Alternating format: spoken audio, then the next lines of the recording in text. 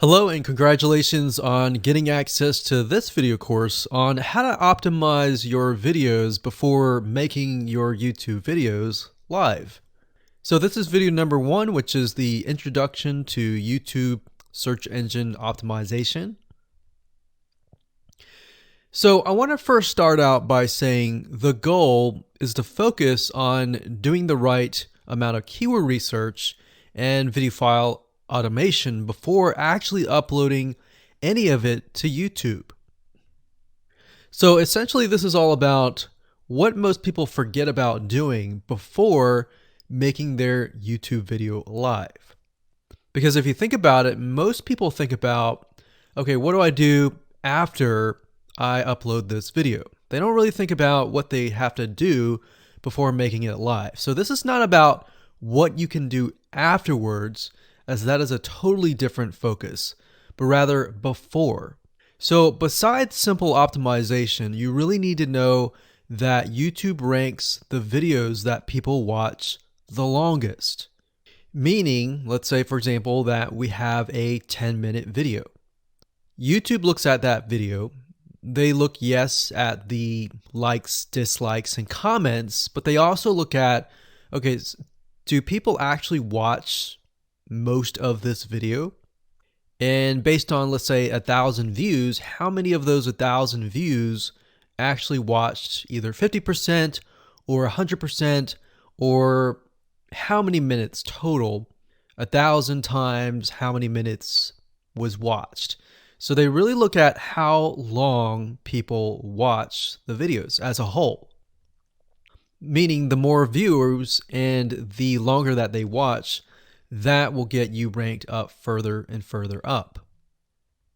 So instead of focusing on, spammy tactics, tons of backlinks, and all of that, our goal here is to really focus on the user experience. So what I want to do now is give you a quick overview of what's inside this video course. This is, of course, video number 1. Video number 2 is going to be about competitive research, or in other words, researching your competitors to kind of get a better idea of why YouTube is ranking those videos. Video number 3, we'll talk about highly searched keyword terms and how you can find those for your product or service or whatever you're trying to promote. Video number 4, we'll talk about your title and your description. Video number 5, we'll talk about video file optimization. So we're going to optimize the actual file, because each file has essentially information in it. And of course, video number 6 will talk about why your thumbnail is important and how to make it professional and good looking. And video number 7 will talk about video length and why that matters. We talked briefly about it just now, but I'm going to dive in deeper in that video. And of course, last but not least, I'm going to give you a secret tip on how to outrank your competitors in video number 8. So before we get started, I want to talk about what you need to have in hand. You're definitely going to need your product or service and an idea of the niche that you're targeting. You also need to have a video that is ready to be uploaded. And with that said, let's move on to video number 2. Hello and welcome back. This is video number 2. So let's talk about competitive research. You see, the best way to understand how you can rank better is to know what is already ranking in your niche or your market. So what we want to do here is we want to analyze the videos that are on the top. And I want you to specifically look at what titles, what descriptions are they using, and what thumbnails are they using that are eye-catching. And what is the user experience like when you click through those videos? So let's go ahead and do some competitive research. So for the sake of making sure that we find YouTube videos that actually relate to promoting a product, what I want to do now is just to pick a product out of the blue and let's take a look at YouTube. So one product that I've been using for a while now, which has been really, really awesome, is called the Instant Pot. It's basically a pressure cooker that cooks food at a really fast rate. So what we're going to do is we're going to hop on over to youtube.com and we're going to type in Instant Pot and see what we get. So I'm not going to click enter just yet because I'm interested in getting an idea of what kind of potential keywords that we could rank on, or what potential videos that we can create. And we'll talk more about this in the next video. But for now, let's just do some basic keyword brainstorming and then, of course, do some competitive research. So Instant Pot, we got Instant Pot recipes, we got Instant Pot ribs, Instant Pot roast. So let's just click here and see what we get. Now we can see how to use Instant Pot has 316,000 views right here. Instant Pot chicken, top 6 easiest things to cook in your Instant Pot. Perfect for beginners. All right. So let's just take a look at the top 3. So let's go ahead and open those up. And let's analyze them. So the first one is this one here. And let's pause the video. We'll skip the ad. All right.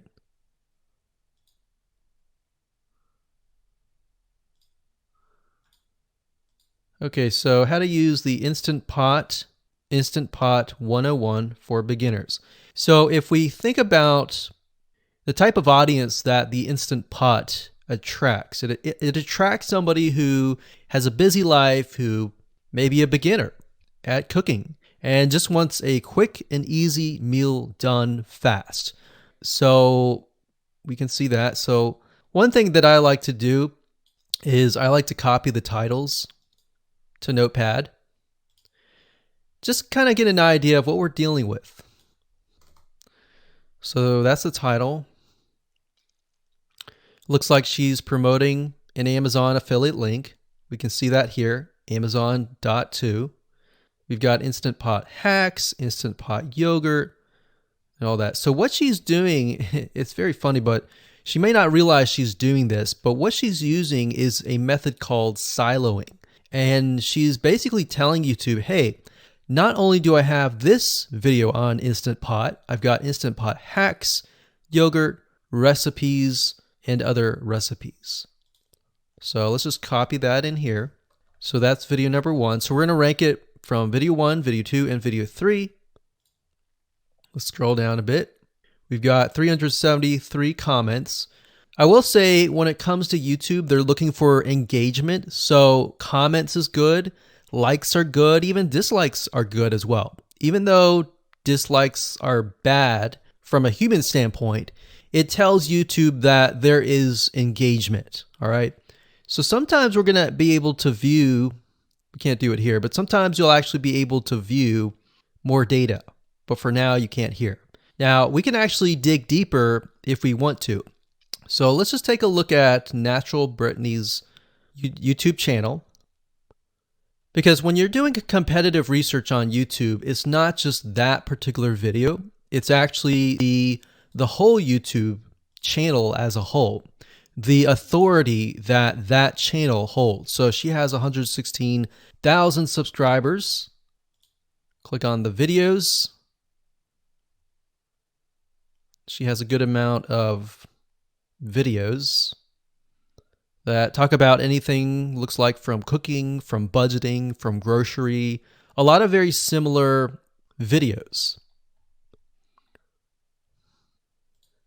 So let's scroll down. And now let's go ahead and take a look at the second highest ranking video. So if we go back over to here, and this is the Instant Pot chicken, cook with me, meal planning, meal prepping, Sunday setup. So let's go here, take a look.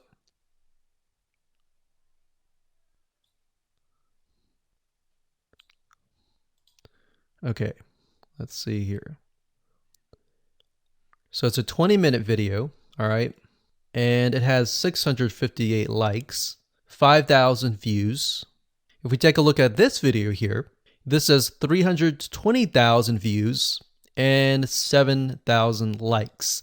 Now, notice how it says 13 minutes here, and notice how it says 20 minutes here. We'll go back to this later on. All right, so we'll talk more about why a certain amount of time of your video is important, why the timing is important.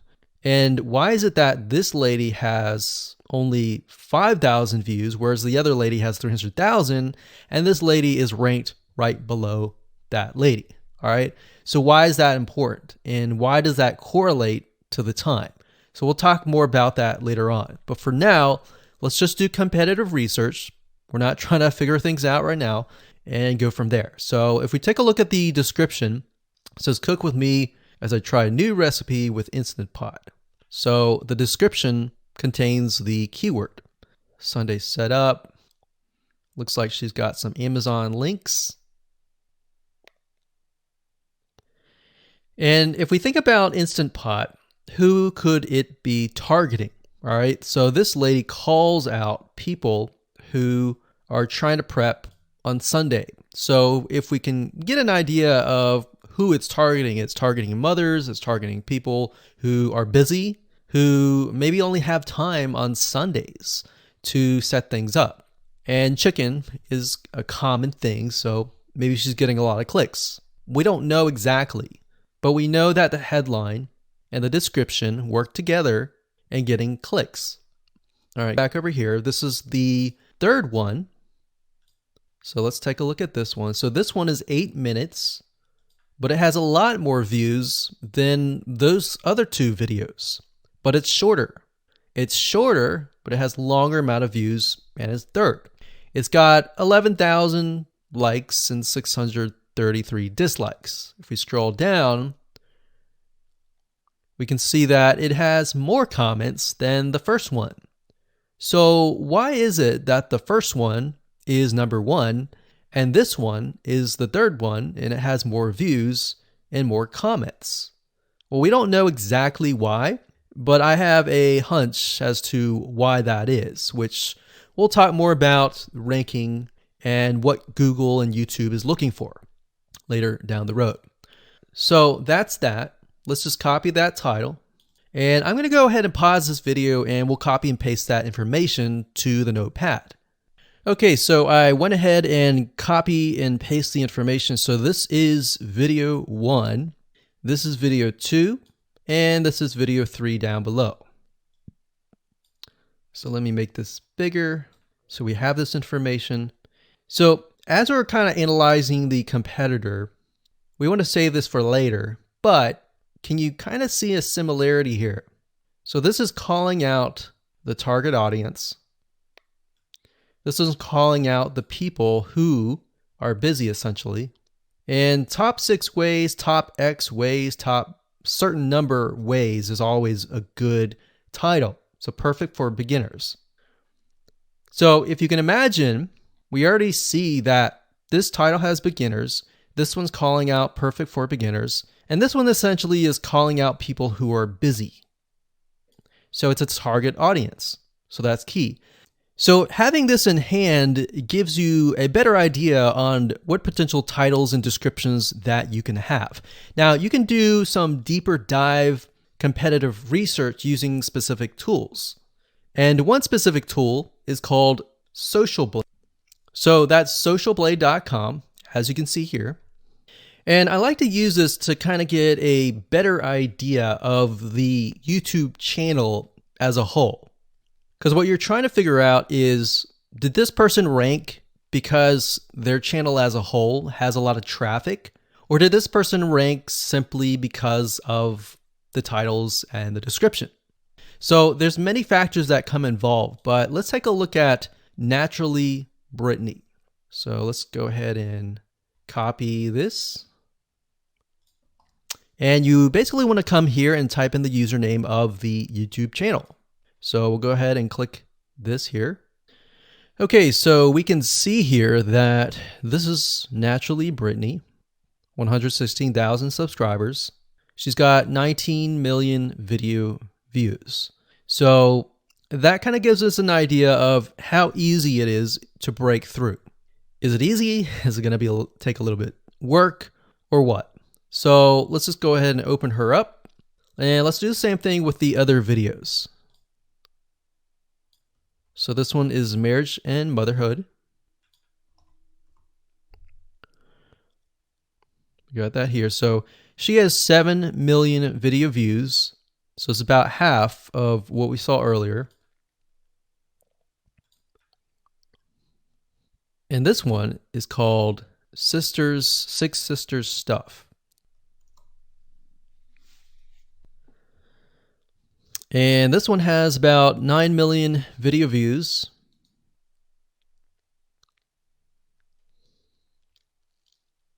So right off the bat, we can see that if we were to rank on the keyword Instant Pot, it's going to take a lot to break through. But the way we can break through is by using essentially subcategories of that keyword. So Instant Pot recipes or Instant Pot chicken recipe, stuff like that. So we can see that each one of these has about 100 to 200,000 subscribers. So you're going to have to be competing against that. Now, obviously, if you have a good size YouTube channel, that will usually mean that you can break through fairly easily. But if you're just starting out, then breaking through on that keyword is going to be a little bit more difficult. So the next question is, what keywords should you use? And we'll discuss that in the next video. Hello and welcome to video number 3. Let's talk about highly searched keyword terms and how you can figure out what your main keyword is going to be, what your sub keywords are going to be. So one mistake that we see that many YouTubers make is simply making their own title and description. I mean, it's natural, right? But instead of deciding what you think will work, why not use what is already working and do some simple keyword research that's not going to take a lot of time, and this way you'll be able to have the right information that will help you rank on the right keywords. Now the big question is, well, how do I find these keywords? So the best way to find highly searched keyword terms is to look at the Google suggested keywords. And they are suggested for one reason, because they are used a lot. So let me show you how to find them and what they look like.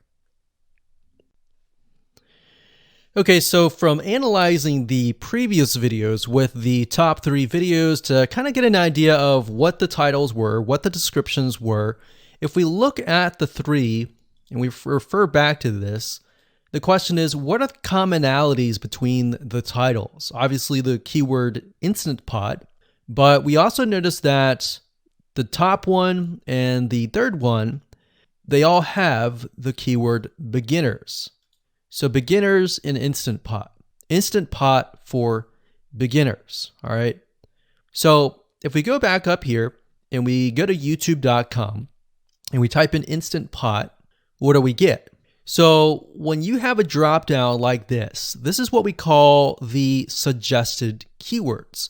And you'll see this in amazon.com, you'll see this in google.com and other major search engines.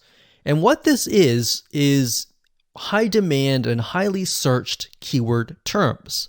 So in other words, if a lot of people are searching for these keywords, then they'll show up in the drop-down menu, right? So Instant Pot chicken happens to be a very highly searched term. And take a look at this. This one is related to Instant Pot chicken. So that means there's a lot of people searching for Instant Pot chicken. And that might be why this second video is ranked so high. Let's scroll down and take a look. So as we're scrolling down, I also want you to kind of keep an eye on the thumbnails because the thumbnails are key. So we got top 6 easiest things to cook in your Instant Pot. And I'll say, as an Instant Pot user, I really didn't know what recipes were out there that would fit the Instant Pot. Because the Instant Pot, the way it cooks is it pressurizes the food, and you need a little bit of liquid inside it to pressurize. So what I was doing is I was looking for recipes that were specifically made for the Instant Pot. So a lot of these people that are coming here, they don't know. They're just looking for recipes. So the 30 Instant Pot recipes gives people an idea. Oh, okay, I've got 30 recipes that I can pick and choose from. So if you scroll down, it says Instant Pot Ultra. All right. So if we go back here, so Instant Pot Chicken is definitely a top one. Instant Pot Spaghetti, how to use an Instant Pot. Instant Pot Cheesecake, Yogurt, Pho, Beef Stew, Whole Chicken, Rice, and Instant Pot Pot Roast. So these are highly searched keywords. Now let's hop over to Google and see what we get. Do we get the same thing? Do we get something different? So if you go to Google and you type in the same thing, Instant Pot, we can see that we've got Instant Pot recipes, Instant Pot chicken. So notice that the chicken and the roast beef or the pot roast seem to appear both in Google and in YouTube. So whenever you see that, that's a good sign, because you got to understand people searching in YouTube are very different than people searching in Google. They don't show the exact same thing. But if they do, that gives you an idea that if you rank on that term, that you will be able to get traffic from Google and YouTube. Okay, so let's go back here. So Instant Pot's chicken. So let's just do a search and see what we get. So another place to find the Google suggested keyword terms is to scroll all the way down to the bottom. So there we go. So Instant Pot recipe. Now these are specifics, all right? These are searches related to Instant Pot. So people are looking to buy Instant Pot Amazon.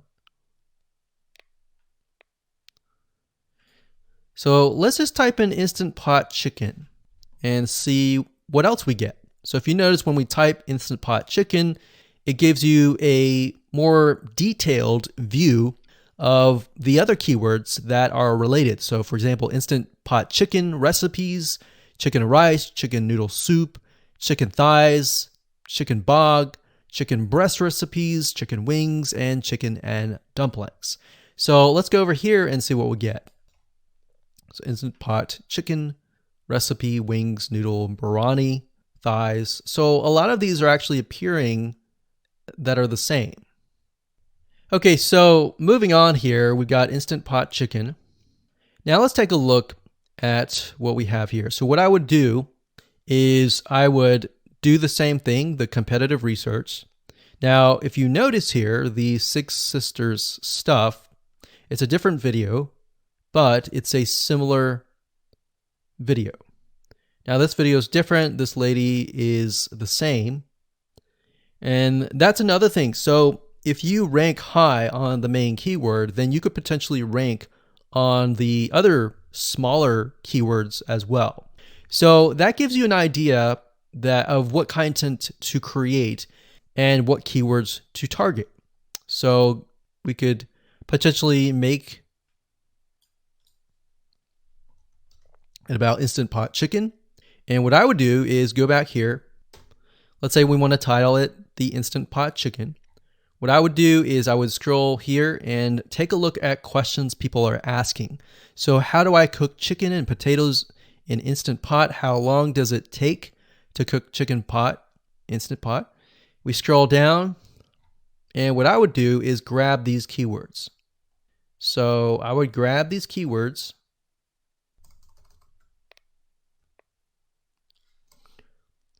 So what we want to do is we want to have a main keyword, and then we want to have sub keywords. So the main keyword here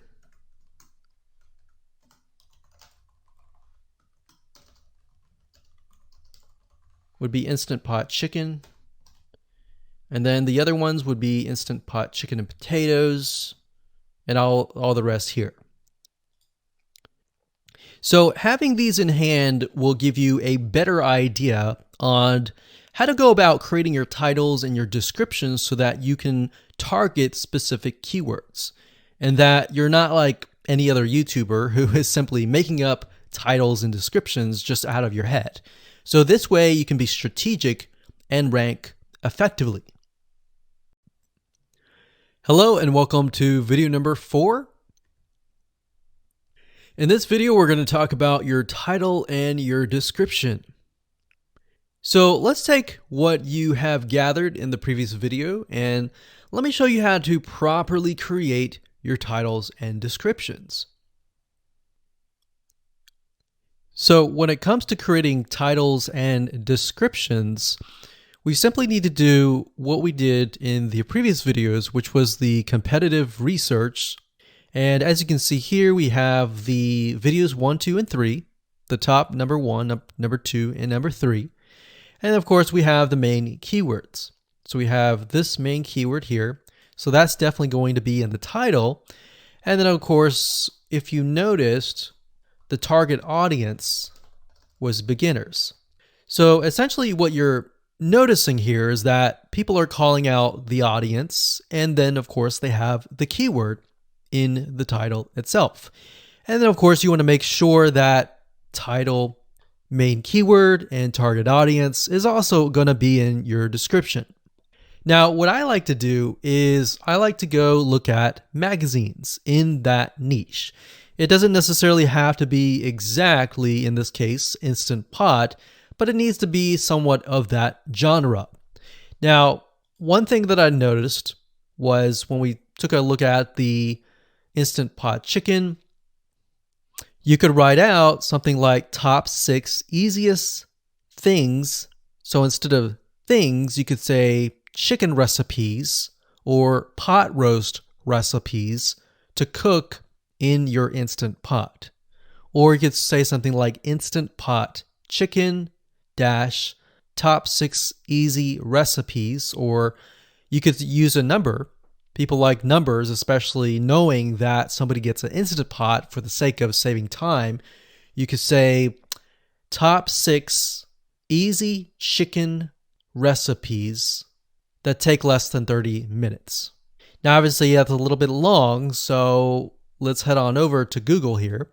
So like I said, I like to use magazines. Magazines do a great job in creating titles. So as you can see here, I typed in Instant Pot magazine, and to the right, you'll notice that there's Instant Pot all-time recipes. So let's just go ahead and open that in a brand new window, like so. So it looks like we have to pay, but let's just go ahead and click the free sample. So we can see Instant Pot's all-time best recipes. So you could do something like all-time best chicken recipes, or Instant Pot dash all-time best chicken recipes, or all-time best chicken Instant Pot recipes. So obviously here we're not going to copy word for word because that's plagiarism, but we're going to use something different. We're going to tweak it around. What we're looking here is for headlines. So let's go back here. So it says everyday Instant Pot, 115 delicious, family friendly pressure cooker. So we can say everyday Instant Pot, colon, 6 delicious family pressure cook recipes.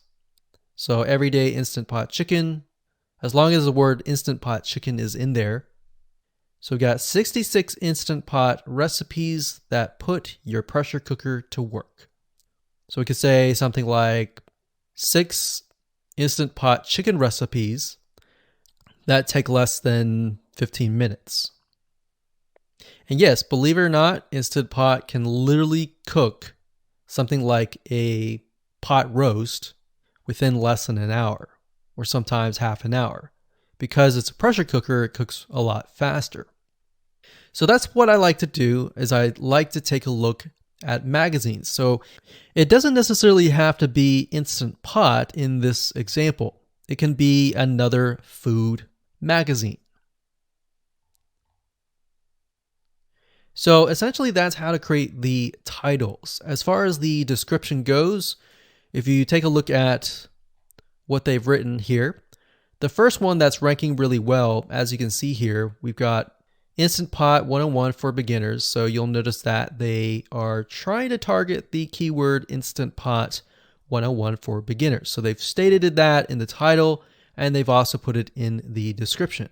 So it says everything you need to know about how to use the Instant Pot in a beginner Instant Pot recipe. So notice that they use the keyword beginner Instant Pot twice. And then, of course, they got Instant Pot hacks, Instant Pot yogurt. And what they're essentially doing here is they're linking to other related videos. Now, Google's smart enough and YouTube's smart enough to have an algorithm to read the description and think, okay, they've got other videos that they've created that are related to Instant Pot. This video must be good, or this channel must have a lot of relevant information. So we're going to rank it a little bit higher because it's going to give people what they want to see. So now we look down here, it says Instant Pot Chicken. So this is the lady who is ranking really high on Instant Pot, but also Instant Pot Chicken. So it says cook with me as I try a new recipe with my Instant Pot. So we can see the keyword Instant Pot here. And as you can see, the description is really written for the user, but it contains the keywords that are necessary. So you don't need to write something like Instant Pot Chicken or something that's just a bunch of garbled information. You want to make sure that the title and the description attract people first and foremost, and then embed the keywords within. So the third one, we've got top 6 easiest things to cook in your Instant Pot, perfect for beginners. So it says, today I'm sharing with you the 6 easiest things to cook in your Instant Pot. So you can see here, the title is here, but the title is also in the description. It says, now these are perfect if you are just starting out or even had the Instant Pot for a while. So you can see the keywords that are embedded, but it's really written for the user. And that's the way it should be, because the title and the description will actually show up in the YouTube search engine, as you can see here. So we've got the title, we've got the description. So we want to make sure that the first sentence in your description is catchy as well. Hello and welcome to video number 5. Let's talk about video file optimization. Did you know that all files contain data that tells YouTube what your video could be about? Let me show you. Okay, so the way that YouTube gets an idea of what your video is about is by transcribing it. And for the most part, it can usually figure out what your video is all about if you have voice and speaking in it. Now, you can go one step further by adding what we call video file metadata. It's very similar to a website metadata. So for example, if you right click on any website and you click on View Page Source, up at the top, you're going to see a lot of what we call metadata. So right here, we can see the name, the title, the description, and all that information. So what that does is it tells Google essentially what your website is all about. So very, very similar in this case of what we're doing here. So what we're doing here is we are taking the video file that you have created and embedding it with more information. So besides the title and description, YouTube will be able to read the metadata inside of your video. So it'll make a little bit more sense when I show it to you. Now, it's really hard to find software out there that allows you to embed metadata except for a few. So one of them is called Video Converter by Wondershare, and that is videoconverter.wondershare.com. That's videoconverter.wondershare.com. So if you go here and you go ahead and download up at the top, you will be able to embed metadata. In fact, we're going to be using that for this particular video. Now, there are other software out there like the Adobe Bridge software, which allows you to embed the metadata into your video. Now, the reason why I'm using Wondershare is because I feel like it's a lot easier to use. So if you go ahead and download this, we're going to open this here. And what I did was I clicked Add Files, and I chose the file. Now, there's a lot of things that you can change about the video, but what we're particularly interested in is this I icon right here. So click this I icon, or letter I here, and you're going to see that it says name, language, episode name, actors, directors, screenwriter, tagline, and description, and comments. So what I recommend is you try to complete this as much as you can. So episode name, actors, so that would be whoever is in the video, the director, the screenwriter, which could be you, and then the tagline. What I would do is the tagline be your title, and then the description be your description. So whatever you're going to upload to YouTube, put this as a title and put this as a description. And then for comments, I would put something like keywords. And all you have to do is click save, convert it, and done. That's the reason why we're using Video Converter, because it's just so much easier. With Adobe Bridge, it's easy too, but there's a lot of more options and very easy to get confused. So once you're done with that, you save the video. Your video has the metadata inside of it, and all you have to do is simply upload it to YouTube, and that's it. Hello and welcome back. This is video number 6. Let's talk about your thumbnail and why that is important. You see, since our goal is to get more clicks or more views to your YouTube video, we have to rely on attracting viewers. So if you think about it, the thumbnail is the first thing people see as they are scanning to find what interests them the most. So in other words, if you think about it, if you go to youtube.com and you type in a keyword, you're going to see all the results with thumbnails, the titles, the descriptions, and all of that. So that's the first thing that they see. So let's discuss what your thumbnail should contain and what's working in your market and how to figure that out. So when it comes to having a thumbnail, you want to make sure that it is eye-catching, meaning it shows somebody what they want. So if Instant Pot Chicken is your main keyword, you want to make sure that your thumbnail has something in it that entices them. So it's good to have the keyword or the title in it. So you can see right now the way YouTube works is they have an initial title or an initial thumbnail, and then after that you can see motion. So if I put my mouse over it, you can actually see part of the video, which makes it a lot more engaging. So as we scroll down, the initial thumbnail that this woman uses is the Instant Pot, and then this one here, it says Instant Pot recipes, so Instant Pot. So we can see the ones at the top definitely have the Instant Pot in it, or a word that's chicken, or a picture that has chicken in it. So it fits the keyword. Now, if you're not a professional, thumbnail artist or anything like that, there are different sites that you can use to get these created.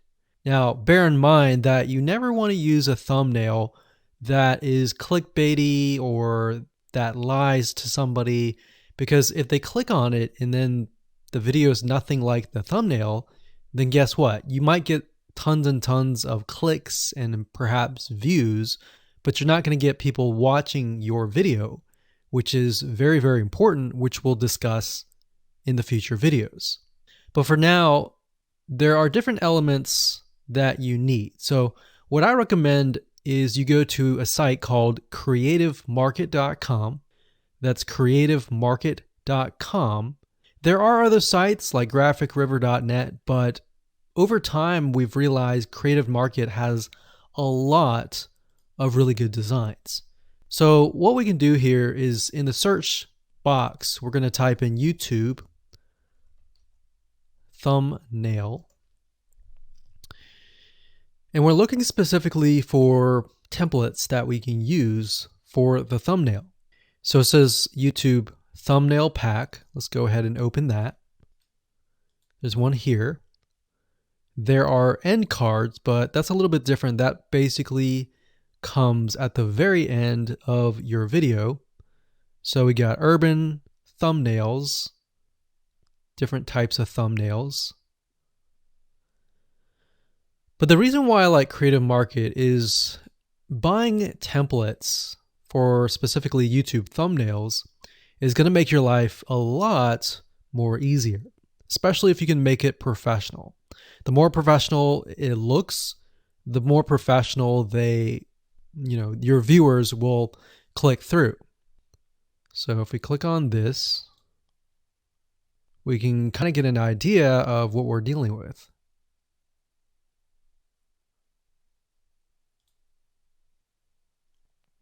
And here's more thumbnails here as well. Now, over time, we've realized with YouTube thumbnails, more and more designs are becoming minimalistic, meaning it's not too fancy, but it's got just enough information to tell the person what it is all about.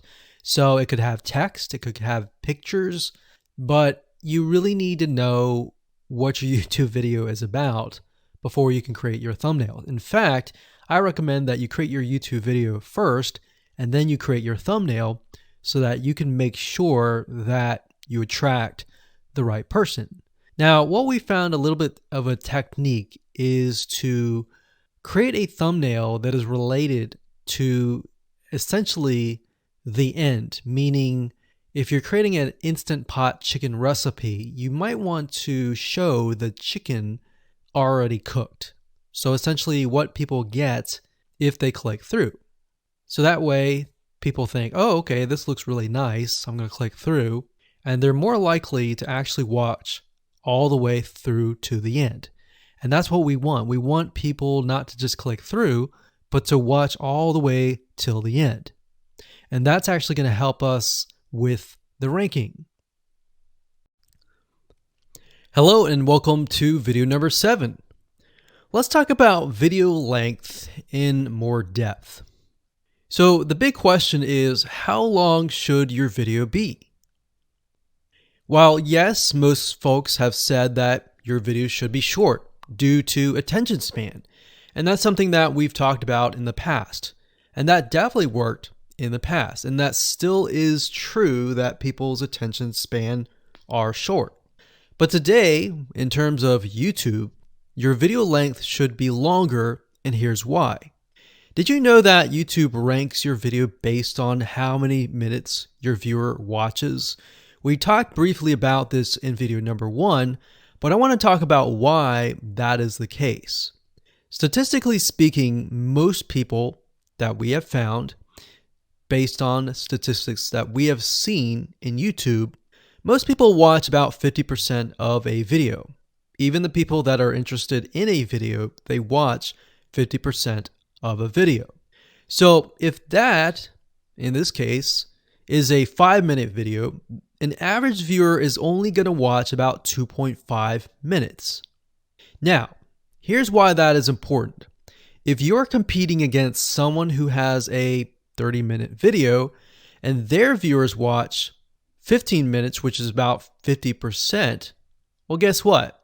Even if they can have less viewers than you, they're going to beat you because they have a longer video. So if you got the 2.5, they've got the 15 minutes, they can send less people and still beat you. And YouTube will favor them in the end. Now that, of course, is assuming that the views are legitimate and people are actually watching. And that's why user experience is so important.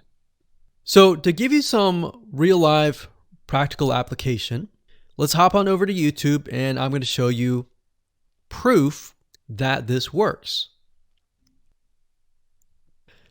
Okay, so let's take what we learned and what we just discussed and apply it to some real life practical application.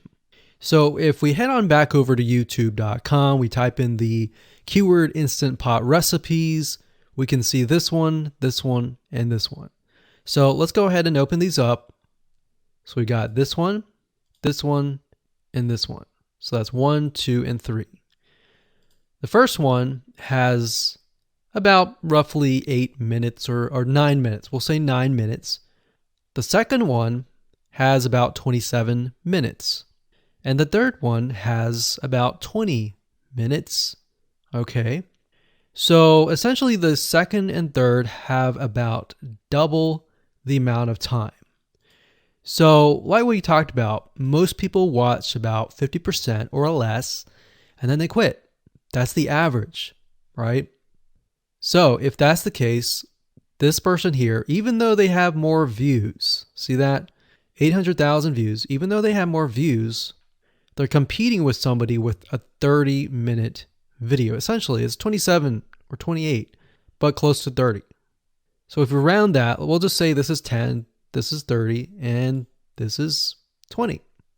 All right, so let's keep it at even numbers. So if that's the case, there's 4 minutes here, 15 minutes here, and 10 minutes here. So this means that the person with the less amount of minutes, they're going to need a lot more views and a lot more people watching it. So in total, if this person has, obviously this person's number one, but what I'm saying here is because YouTube looks at how many minutes are watched, if this person had 800,000 views and this person had only half of that amount, but had more than double this amount, this person right here would most likely rank higher. So see that? Only 100,000 views, 15 minutes. This one here, 20 minutes, only 6,000 views. So you might ask, well, shouldn't this be maybe number one? Not necessarily. If we really look at it, so we've got 800 times 4 minutes, and that's not going to be exact. I mean, we could even take 500. And this is definitely going to be number one. And this is definitely going to be number two based on the information. But this person, because they have a long enough video, even though they have less amount of views, they're still able to rank pretty high. So this is based on one of our YouTube channels, which has over 9 million of minutes watched. And based on that, that's what we've seen. Now, there's other factors like likes, dislikes, comments, and other things like that, titles and descriptions. But that's a big, huge ranking factor because it legitimately tells Google and YouTube, hey, this YouTube video is legit. Not only people are clicking on it, they're actually viewing it. And they're viewing at least about 50% on average. So that's why the video length is important. Now, you don't want to make a long video just to make a long video. You might want to make a video that has really good content. And that's the goal. It's not based on spammy backlinks or anything like that. It's based on providing real value. Hello and welcome to video number 8. So just want to say congratulations on reaching the end of this video course. We're going to talk about a secret tip that you can use to outrank your competitors. So we briefly talked about why having a longer video was important, right?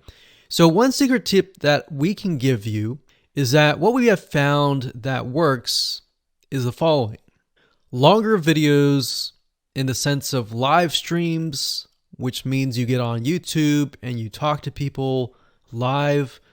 You have webinar replays and videos where people expect them to be longer. So in other words, people are expecting these to be longer.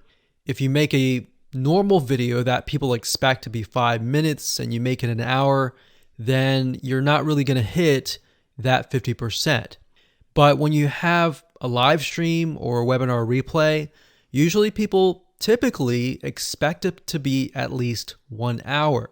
So because people expect it to be 1 hour or longer, they expect to take time out of their busy schedule to actually watch your longer video. And what we found is these work really well compared to the average video. So let's discuss what you need to do in terms of software or even web applications that you need to create live streams and webinar replays. So in order to create a YouTube live stream, you're going to need to have a broadcasting software. There are many. You can go to YouTube and type in live stream, how to set it up, and there's a lot of videos on that. But this is one particular one that we have used and that has worked really, really well for us. It's called Open Broadcaster Software, and it's free, best of all. And that is located at obsproject.com. So as you can see here, there is versions for Windows, Mac, and Linux. So it's simply as easy as downloading and you can start streaming. So the reason why you need this software is basically what it does is it connects to the YouTube live stream system. And when you're ready, you click record and you're good to go. Now, I'm not going to go in depth on how to use this product just simply because there are so many different options and so many different ways of using it.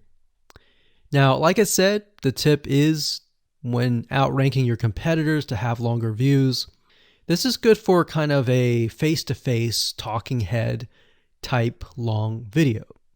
Now, if you want to use a camera, you can do that. If you want to do something like screen capture, meaning you're going to show your screen, then you're going to want to use something like GoToWebinar. And you can go to gotomeeting.com/webinar to do that.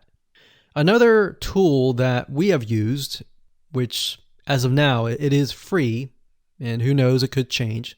So GoToWebinar does cost money, but it's a nice way to kind of engage with people. So this is the route that I would go if you are engaging with people.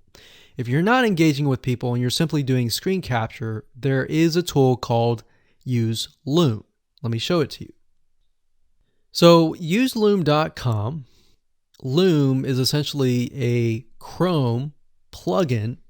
And what it does is it allows you to record your screen. It's super easy to use. In fact, it's super, super fast. It's so fast that you can literally start recording, and within seconds when you're done, you'll have the video in hand. And you can download the actual video file to your computer really fast. So those are the three options that I would go to, and really depends on the avenue that you want to take. So like I said, create a longer video, but just don't create any content. Make sure that the content is valuable because you want to make sure that people watch all the way through. Or if not, watch at least 50%.